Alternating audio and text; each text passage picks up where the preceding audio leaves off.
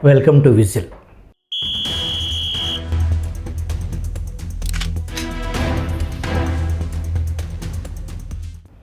మువ్వన్నెల జాతీయ జెండా ఎర్రకోటపై మొదటిసారి ఎగిరింది ఆగస్టు 15 కాదు, ఆగస్టు 16.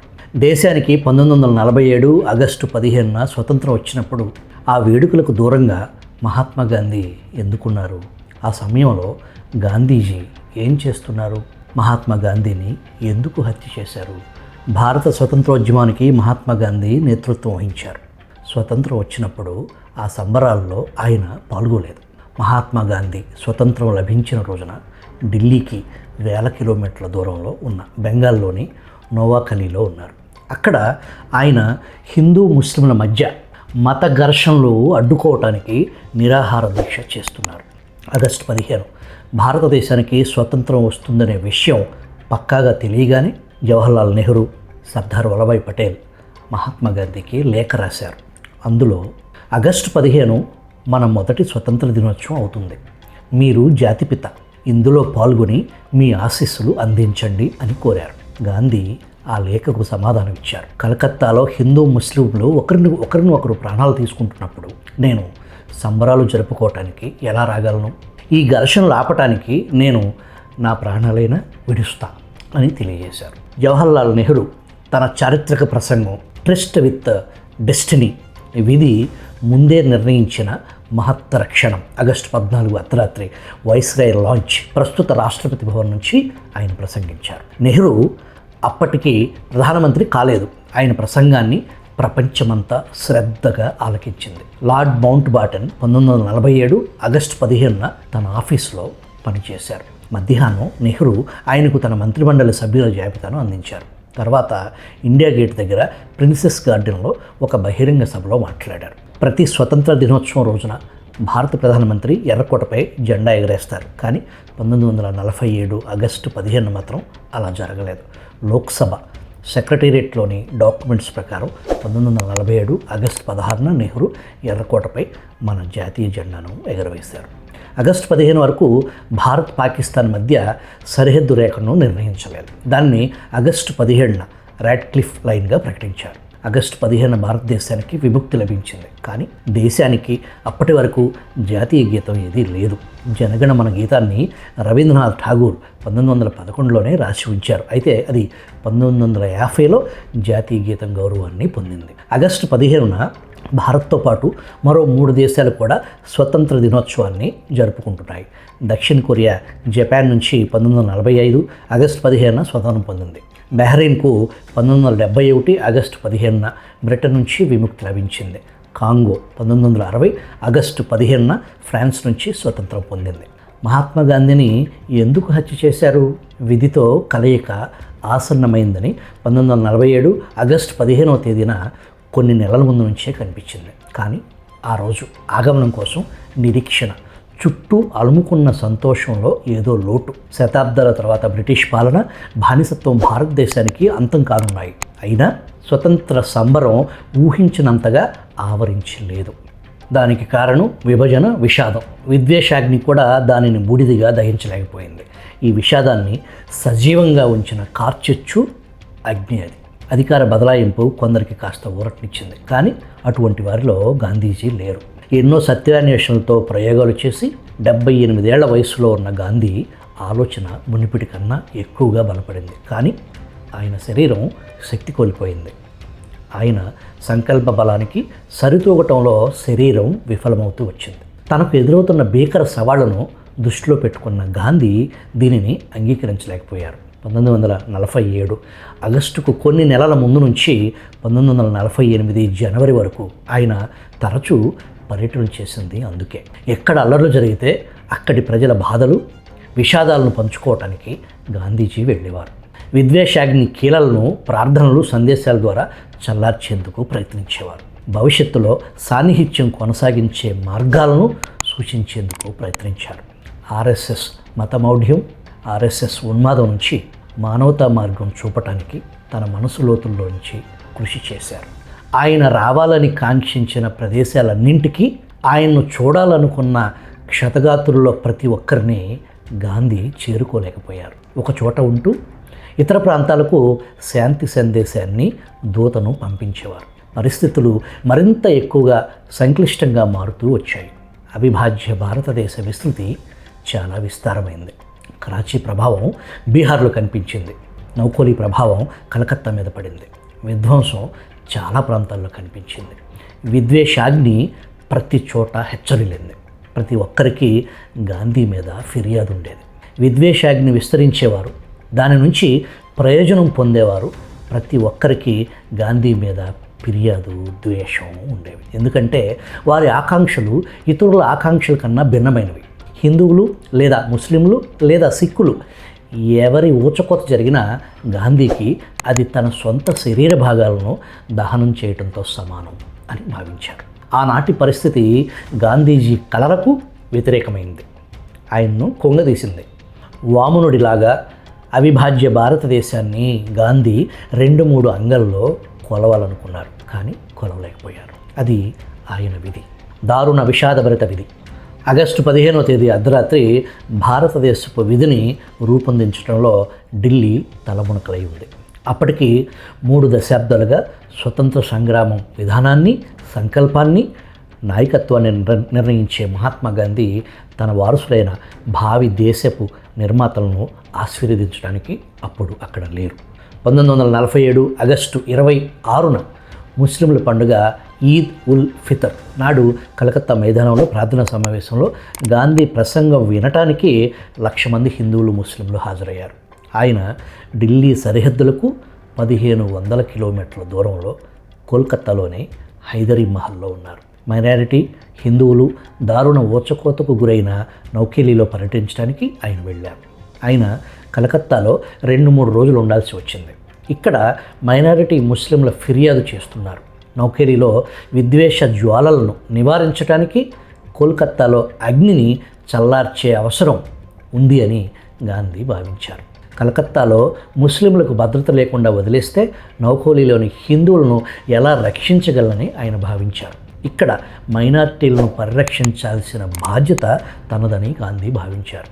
అది నౌకోలీలోని మైనారిటీల హక్కులను పరిరక్షించడానికి ఆయనకు నైతిక మద్దతును కూడగట్టింది.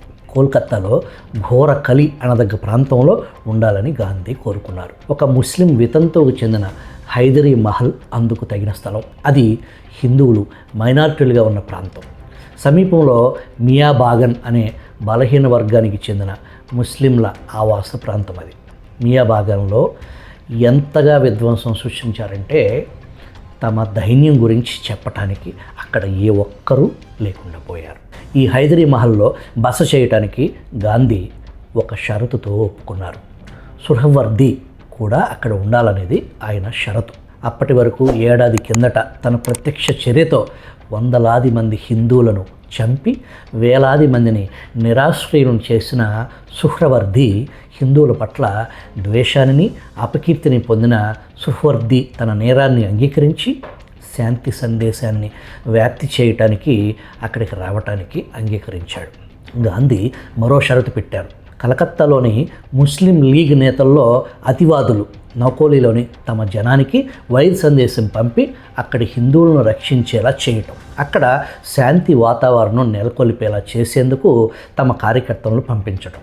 గాంధీ షరతులకు వారు అంగీకరించారు. కలకత్తా జనం తమ అభిప్రాయాలను వ్యక్తం చేయటం కొనసాగించారు. కానీ ఆర్ఎస్ఎస్ హిందూ మహాసభకు చెందిన యువతలో భ్రమలు అలాగే ఉండిపోయాయి. వారు గాంధీని కేవలం ముస్లింల సమర్థకుడిగా మాత్రమే భావించారు. హిందువులు కష్టాల్లో ఉన్నప్పుడు ఎందుకు రాలేదని, హిందువులు పారిపోతున్న ప్రాంతాలకు గాంధీ ఎందుకు వెళ్ళలేదని వారు ఆయన్ని ప్రశ్నించేవారు. గాంధీని హిందువుల శత్రువు అని వారు అభివర్ణించారు. పుట్టుకలో, ఆచారంలో, జీవనశైలిలో, నమ్మికలో, విశ్వాసంలో పూర్తిగా హిందూ అయిన ఒక వ్యక్తి మీద చేసిన అత్యంత దారుణమైన ఆరోపణ ఇది. దీనికి స్పందిస్తూ గాంధీ కూడా అదే చెప్పారు. గాంధీని హిందువుల శత్రువుగా ఆరోపించటం ఆయన్ని తీవ్రంగా బాధించేది. ఆగస్టు 15 గాంధీ ఒక గొప్ప ఘటనగా పరిగణించేవారు. ఉపవాసం, ప్రార్థనలు, పశ్చాత్తాపంతో ఆహ్వానించాలని ఆయన తన అనుచరులకు చెప్పారు. ఆయన స్వయంగా ఆ మహాపర్వదినానికి అదే రీతిలో స్వాగతం పలికారు. కలకత్తాలో గాంధీ విజయవంతమయ్యారు. శాంతియుత వాతావరణం అక్కడ విస్తరించడం మొదలైంది. మహాత్ముడి ఆదర్శాల ప్రభావం సైనిక శక్తి కన్నా బలమైంది. అందుకే చివరి వైస్రాయ్, మొదటి governor general lord Mountbatten wire సందేశంలో గాంధీకి ఇలా అభినందనలు తెలియజేశాడు.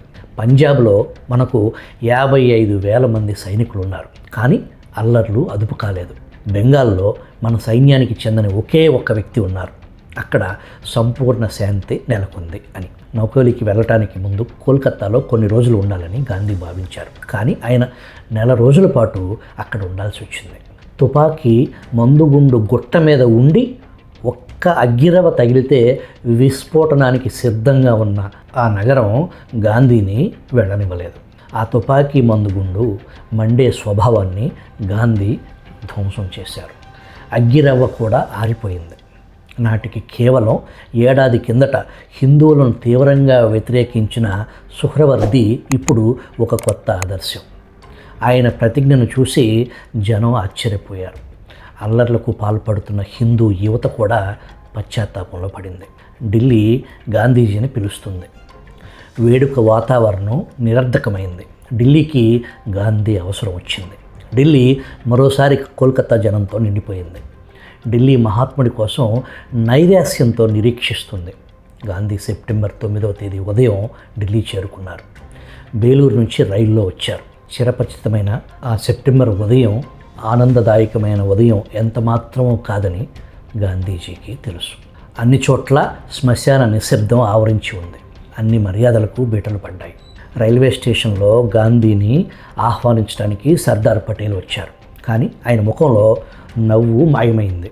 పోరాటంలో కష్టకాలంలోనూ సంతోషంగా కనిపించే అదే సర్దార్ ముఖంలో ఇప్పుడు నిస్పృహ కనిపించింది. వస్తారని అనుకున్న ఇతర ఆర్ఎస్ఎస్ పెద్ద మనుషులు రైల్వే స్టేషన్ వద్ద కనిపించలేదు. గాంధీ ఆందోళనకు ఇది చాలు. సర్దార్ కారులో కూర్చుంటూ మౌనం వీడారు.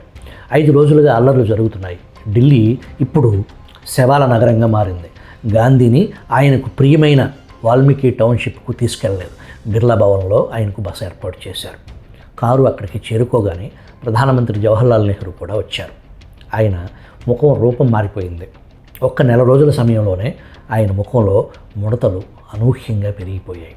ఆయన చాలా ఆగ్రహంగా కూడా ఉన్నారు. బాపు అంటూ గుక్క తిప్పుకోకుండా అంతా వివరంగా చెప్పారు. లూటీ, ఉచ్చకోత, కర్ఫ్యూ అన్ని వివరాలు తెలియజేశారు. ఆహార పదార్థాలు అందుబాటులో లేవు. సాధారణ పౌరుల దీనస్థితి, హిందువులు ముస్లింలు అనే తేడా లేకుండా అందరికీ సేవ చేస్తూ ఉండే డాక్టర్ జోషి అనే ప్రఖ్యాత సర్జన్ గురించి ప్రస్తావించారు. ఆయన్ను ఒక ముస్లిం తుపాకీతో కాల్చి చంపాడు. గాంధీ ప్రతిరోజు తన మనోభావాలను ప్రార్థనా సమావేశంలో చెప్పేవారు.